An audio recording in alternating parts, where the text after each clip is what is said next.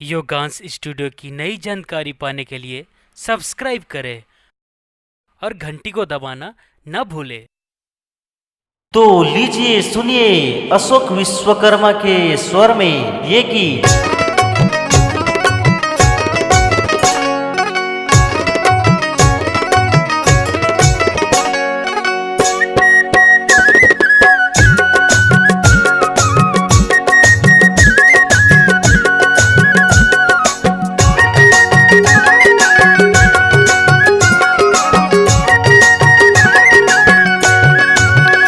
का मोहनी खवाए का जादू चलाए मोला बैहा बनाए मोला आघू पाछू मा घुमा डरे हो मोला आघू पाछू मा घुमा डरे हो।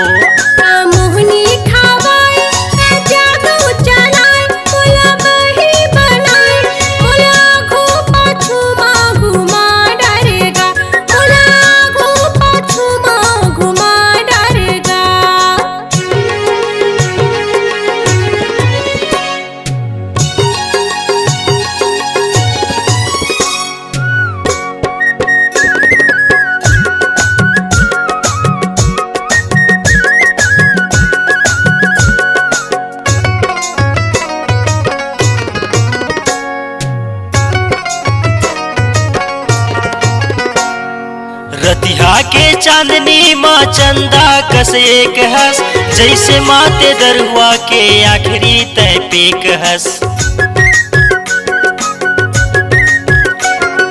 रतिहा के चांदनी माँ चंदा कस एक हस जैसे माते दरुआ के आखिरी तय पेक हस जैसे माते दरुआ के आखिरी तय पेक हस।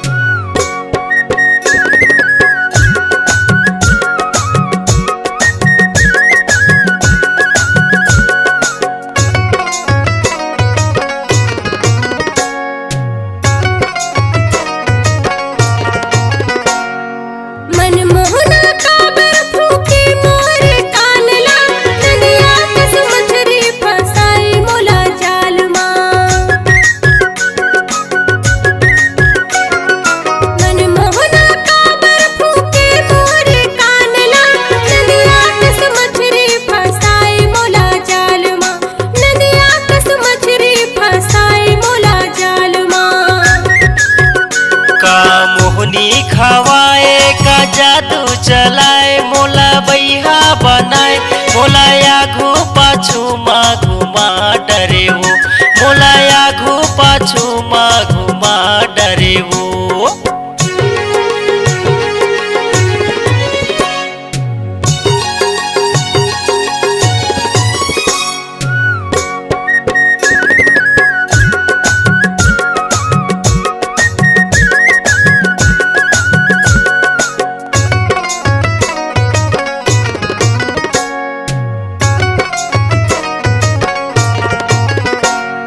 नदिया के तीर तीर रेंगे लायरी वो छुनुर छुनुर बाजरानी पाँव के तुर पैरी वो। नदिया के तीर तीर रेंगे लायरी वो छुनुर छुनुर बाजरानी पाँव के तुर पैरी वो छुनुर छुनुर बाजरानी पाँव के तुर पैरी वो।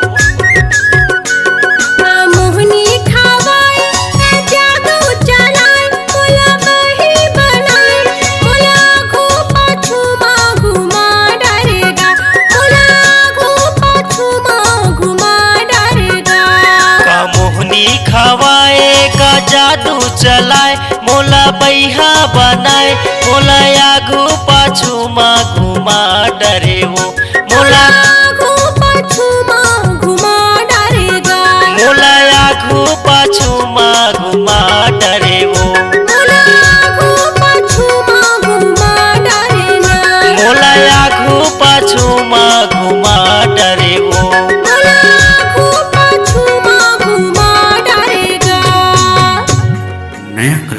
के लिए सुनहरा अवसर।